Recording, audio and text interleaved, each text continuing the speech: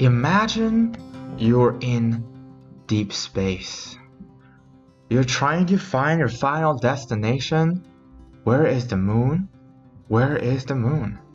But the fact that there's no sunlight, therefore you're on the dark side of the moon. As a matter of fact, you're just like this ship, right? We're so entrenched in this dark environment, and we don't have a satellite to guide us towards the bright side. But guess what? For those of you who are wondering that if the double squeeze is still gonna happen, the short answer is yes. But the long answer is not gonna be in this video. Because in this video, we're gonna talk about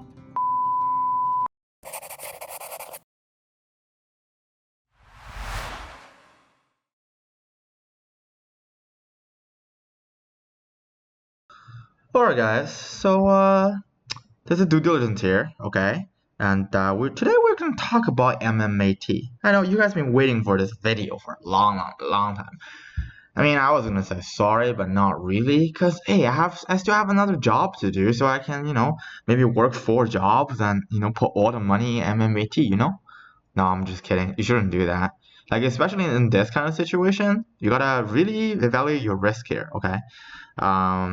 Maybe go out and just find another job and just leave it there, cause think of it as like Tesla in 2013, okay? But this is not why I'm here, right? Because you guys need a little sort of like a short-term comfort, okay? I can just give you one. On Monday, it's gonna be a gap up, okay? Everything is just imagine this is like a movie, okay? A Quentin Tarantino movie. Like at the beginning, you will have some random stuff going on, people die, but at the end, there's always gonna be chaos. And due to chaos, things gonna be very interesting. And guess what? If you just check the short volume, right, which is very interesting by the way, if you check short volume over here, over on this website, look at what it says.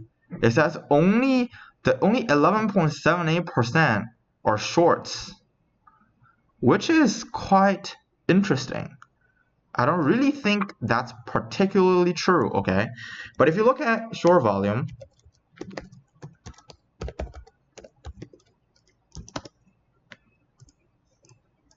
on shortvolume.com, if you look at MMAT, today's short volume actually increased. And then the average short volume is 50%.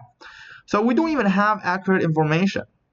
But guys, give you a hint on what our next video is. I actually figured out exactly how to find out when they covered. But there is a couple of days of time lag due to how SEC actually does their filing, okay? Yeah, I'm here to tell you that I actually figured out when they have to cover and when they actually did. But there's a 5-day delay, okay? I'm here to tell you. And for those of you like, bullshit, no. I think that should be a Patreon content because I've spent hours and hours and hours and hours trying to figure that out, okay? But at this point, I don't know if we're too late or not because a lot of us already lost faith, right? Even for the AMC, again, it's the same thing. And I'm going to make that AMC video real quick because I've been like super busy these days. But anyways, for those of you who are here just for the price prediction, I'm just telling you, okay? Like Monday probably opens around 5:05. Somewhere around that range, or I also could be wrong because the shorts can probably reverse squeeze us, by like Sunday night or something like that. But that possibility is quite low. Okay, if you go on, okay, let me show you guys something else. Okay, let me show you guys something else. Like look at this chart. It's like oh my god, it's gonna break out, and then it didn't happen, right? Oh. Damn, people started stalling off. You're like, oh shit, right? And then everyone on Discord is like, bam, dang it, what am I supposed to do, right? And if you look at like the end of Thursday night, you're gonna be like, oh my god, like on Friday, it's probably gonna, gap up. But no, because there's not really that much volume to support it, okay? And then you look for another day, which is bloody, Wednesday, right? Guys, like Wednesday could have been a day where we reached $8. But it turned out that our friend Jay Powell decided to sort of leaked the Fed minute, right, way before the market opens. So when the market actually opens, the bond market actually reacted to what J. Powell was gonna say. Okay, I'm pretty sure somehow they leaked the thing, but not really quote unquote leaked. It's like quote unquote leaked. If you guys know what I'm talking about, it's not like really insider sort of thing. It's more like they kind of understand the game, so the bond market reacted. So bam, everything take a dive, right? And then I made like 20 or 30 bucks on bloody shorting Nasdaqs. But that's not important. If you look at this day, okay, so this is Friday, which is today, Thursday, this is Wednesday, this is Tuesday. Tuesday, we actually set up for another breakout on Wednesday. So if you guys actually want to blame whose fault this is actually J. Powell's fault. If J. Powell didn't say anything on this day, we're gonna, oh my god, my support line is fucked up now. If J. Powell didn't say anything on Wednesday, our stock's about to take off, okay, on Wednesday. Because this is where all the trends are. This is where, if you look at the option flow, this is about the day to have a recovery, and we probably will see upside over $8. But a lot of times, dude, it's like when you go into a bar and just approach a chick, right? And like you chat it up, and everyone's like, oh, everything's fine. Oh, you wanna, leave this place? And then like when you're trying to get the chick to go home with you, sometimes it doesn't really work that way, okay? They might give you a number, they might give you their number, they might, be like okay with making out with you. But like before they go home with you, there's always like this time of hiatus, and sometimes you just like other forces, like for example, like if her friends need a ride, right, or if her friends really just wanna block you from getting any like on that day, and you just absolutely not gonna get it. So J. Paul is literally like that friend trying to cock block you like in this day, okay? I mean, he literally cock blocked the entire market except for everybody panic buying Apple, because what's gonna happen when the market drops? Apple usually is one of the most secure security on the market, right? But again, we're not financial advisors. We do not give financial advices. But for those of you who just want a little comfort, guys, I'm down 8K plus options, probably right now down like 11K. Do I seem like I'm worried? Like, bro, like if you look at our other videos, you wanna know that we're in this for 30 days, okay? And usually those things picks up like within 30 days.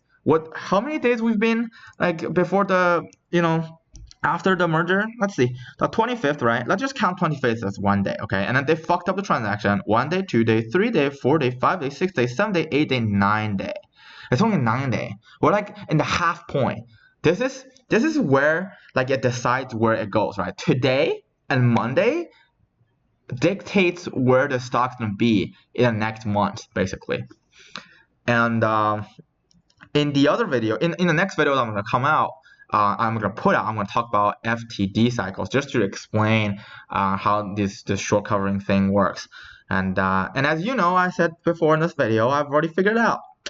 So I'm pretty happy, and you will see another clip right after this video, and maybe it's either gonna be a cliffhanger or just make you really happy.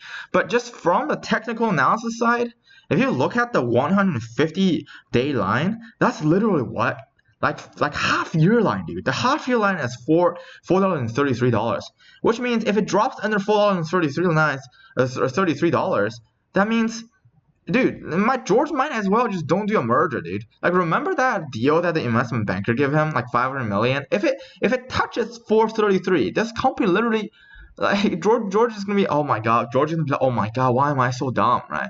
But I'm telling you, like, I think George is in this for a long run. And also, keep in tune for the next video. I'm going to talk about Innova Corp.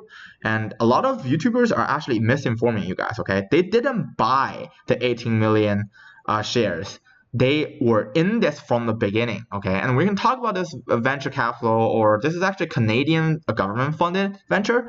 And because dude number 2 and I have like a lot of experience in venture, or at least like we have like literally the best VCs to coach us at least. So then we understand what is going on, and we think that they're probably gonna stay in here for a longer period of time. And they did the same with Tesla.